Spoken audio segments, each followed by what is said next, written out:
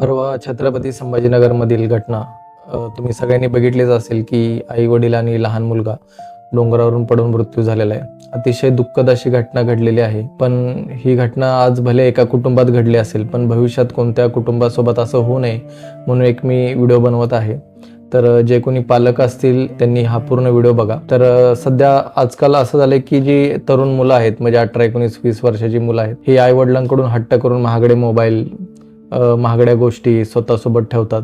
Social मीडियावरती बघतात की लाईफस्टाईल कशी आहे दुसऱ्यांची, स्वतःला तुलना करतात, यामधून नैराश्यामध्ये जातात, डिप्रेशनमध्ये जातात. आणि आपल्याला वाटतं की आपली मुलं खूप स्ट्रॉंग आहेत, पण कधी कधी काही मुलं बोलून दाखवत नाहीत की त्यांच्या आतमध्ये मनामध्ये काय चाललंय. तर आपल्याला नेहमी वाटतं की मुलं आमची स्ट्रॉंग आहेत, सगळं हे करतील.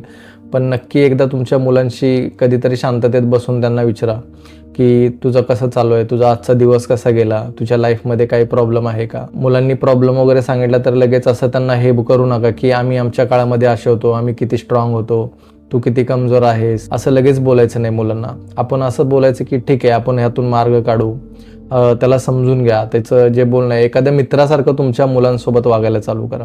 आणि सगळ्यात महत्त्वाचं की मुलांमध्ये जर काही स्वभावामध्ये बदल तुम्हाला जाणवायला लागले, म्हणजे समजा त्याच्या जेवणामध्ये भूक कमी होणे किंवा त्याच्या झोपेच्या टाईममध्ये चेंज होणे, त्याचा स्वभाव चिडचिडा होणे, जर अशी काही लक्षणं मुलांमध्ये तुम्हाला दिसायला चालू झाली तर नक्कीच काहीतरी प्रॉब्लेम झालेला असतो. त्याच्याशी व्यवस्थित बोलून घ्या नक्की काय झालंय. जर खूपच अशा काही गोष्टी घडत असेल, त्याच्या राग चिडचिड करत असेल किंवा तो असं कधी चुकून जरी म्हटला असेल की नाही मला हे जगायचंच नाही, मला या घरात राहायचंच नाही, अशा वेळी तुम्ही त्याला तज्ज्ञ डॉक्टरांचा सल्ला घ्या, मानसिक उपचार करणारे किंवा सायकोलॉजिस्ट, सायकॅट्रिक या डॉक्टरांची ओपिनियन घ्या.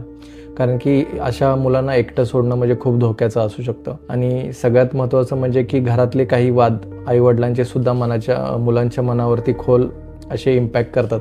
आणि यामुळे सुद्धा काही मुलं मानसिक डिप्रेशनमध्ये वगैरे जातात आणि त्यानंतर काहीतरी टोकाचं पाऊल घेतात. तर फक्त आज घरी गेल्यावरती एक गोष्ट करा सगळ्या पालकांनी, की तुमच्या मुलाला घरी जाऊन एक मिठी मारायची आणि त्याला फक्त एवढंच बोलायचं आहे की तुझ्या आयुष्यामध्ये किती जरी काही प्रॉब्लेम आला तर मी नेहमी तुझ्यासोबत असेन. एवढं एक वाक्य जरी तुम्ही त्याच्यासोबत बोलला तर तो नक्कीच तुमच्यासमोर काहीतरी त्याच्या मनातलं सांगेन भविष्यामध्ये जर काय झालं तर. ठीक आहे. तर हा व्हिडिओ प्रत्येक पालकापर्यंत पाठवा की ज्यांची लहान मुलं आहेत. प्रत्येक कुठलं कुटुंब असं उद्ध्वस्त नाही झालं पाहिजे, हीच आमची इच्छा आहे. धन्यवाद.